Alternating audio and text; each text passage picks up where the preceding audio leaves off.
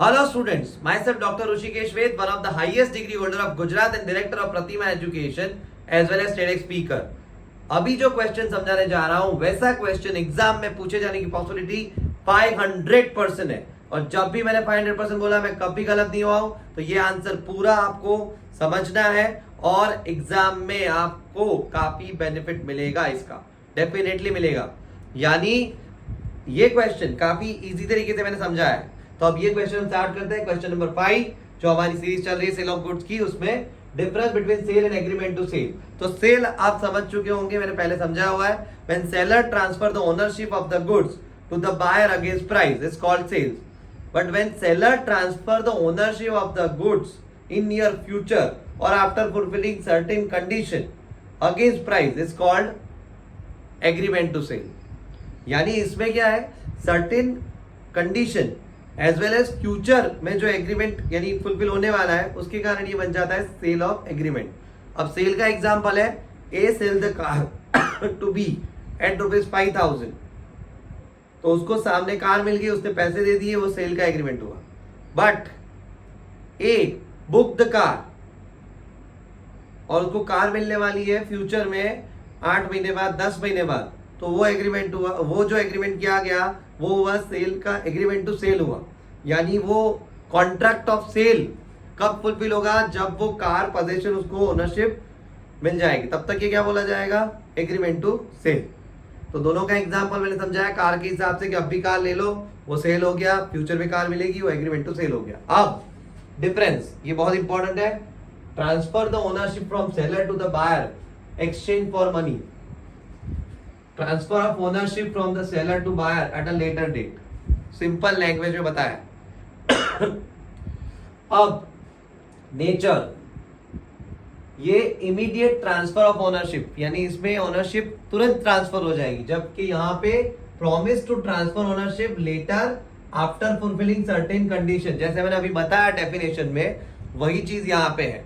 यानी immediately transfer है, यहां पे इन नियर फ्यूचर में ट्रांसफर होगा। टाइप्स ऑफ कॉन्ट्रैक्ट, ये सिंपल कॉन्ट्रैक्ट है, ये कंडीशनल कॉन्ट्रैक्ट है।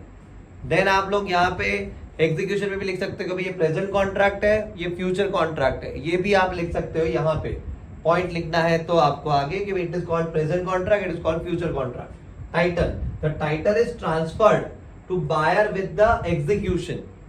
यहाँ पे the title is not transfer until the agreed upon the future date. अब टाइटल क्या होता है, तो याद रखना title is called as ownership. तो यहाँ पे क्या लिखा है, तुरंत ही एग्जीक्यूट हो जाएगी, यहाँ पे इन फ्यूचर में ही होगी, क्लियर कट लिखा हुआ है। Title is not transferred until the agreed upon future date, यानी वो डेट आने से पहले नहीं हो सकता। ट्रांसफर ऑफ रिस्क, तो यहाँ पे the risk is typically transfer to the buyer. Buyer का ही रिस्क रहेगा इमीडिएटली आफ्टर पेमेंट, क्योंकि बायर पेमेंट करता है, गुड्स को कुछ भी दिक्कत दिखली गुड्स में तो वो बायर की ही दिक्कत रहेगी, क्योंकि बायर ने ले लिया है। The risk is of loss or damage remains with the seller until the agreement condition are fulfilled. Because goods किसके पास है, एग्रीमेंट टू सेल में सेलर के पास। तो यहाँ पे रिस्क किसका रहेगा, एग्रीमेंट टू सेल में सेलर का। यहाँ पे किसका रहेगा, ट्रांसफर जो रिस्क है उसमें बायर का सेल में, कॉन्ट्रैक्ट ऑफ सेल चल रहा है। अब right to sell, once the contract is executed the seller has no right to sell the property. सीधी सीधी बात है, गुड ट्रांसफर कर दिया उसको, तो उसकी दूसरी बात उसको राइट है ही नहीं सेल करने का, तो वो सेल नहीं कर सकता। यानी यहाँ पे कॉन्ट्रैक्ट जो सेल का हुआ है उसमें पैसे ले लिए गए, तब भी वो कॉन्ट्रैक्ट ऑफ सेल बना है। यहाँ पे the seller can sell the property to another party if the buyer is unable to meet the agreement condition. यानी बायर उसको पैसे आधे दे के बाद में नहीं दे रहा है या पैसे दे ही नहीं रहा है, तो बट ऑब्वियस है जो सेलर है वो दूसरे को ये गुड्स बेच सकता है। यानी यहाँ पे राइट टू सेल या रीसेल द गुड्स, ऐसे भी बोल सकते हो आप। टैक्स इम्प्लीकेशन यहाँ पे लिखा है, the sale of goods may be subject to sale tax for wait the agreement to sell is not subject to sale, क्योंकि यहाँ पे चीज अभी एग्रीमेंट कब फ्यूचर में फुलफिल होने वाला है, तो बट ऑब्वियस नहीं होगा। Consequences of damages to the goods, buyer bear the cost of damages. सीधी सीधी बात है, बायर के आ गया है, उसके पास ओनरशिप है, उसके पास गुड्स है और ट्रांसफर उसको ही किया गया है। Seller may be responsible any loss or damage since the ownership is not transferred. सीधी सीधी बात है, एग्रीमेंट टू सेल में तो जब तक पूरे पैसे नहीं मिलेंगे तब तक तो सेलर के पास ही गुड्स है, तो जो भी डैमेज किया, जो भी दिक्कत हुई वो सेलर की रहेगी एग्रीमेंट टू सेल में, और सेल्स में हमेशा बायर की। देन रिलेशन, तो it involves a direct transfer of ownership from sellers to buyer, सीधा ही ट्रांसफर ऑफ ओनरशिप है यहाँ पे सेल के कॉन्ट्रैक्ट में। एंड एग्रीमेंट टू सेल में consistent a promise to transfer the ownership later, यानी यहाँ पे इमीडिएटली कुछ नहीं है, फ्यूचर में ट्रांसफर करने का प्रॉमिस दिया गया है just. Subsequent responsibility, sellers obligation are usually completed upon transfer of ownership, यानी जब सेलर ने गुड्स ट्रांसफर कर दिए तब वहां पे जाके उसकी रिस्पॉन्सिबिलिटी खत्म हुई। अब गुड्स का ध्यान कौन रखेगा? बायर रखेगा। तो सब्सिक्वेंट रिस्पॉन्सिबिलिटी यहाँ किसकी रहेगी? वापस बायर की। हर एक जगह बायर वर्ड आ रहा है, इतना माइंड में बिठा लेना आप। रिस्पॉन्सिबल हर एक जगह बायर हो रहा है, हर एक पॉइंट में, यानी पॉइंट भी याद रखोगे पता चल जाएगा। यहाँ पे in agreement to sell loss is borne by the seller, agreement to sell में। तो बट ऑब्वियसली बायर हो रहा है तो यहाँ पे सेलर होगा, तो ही डिफरेंस बना है।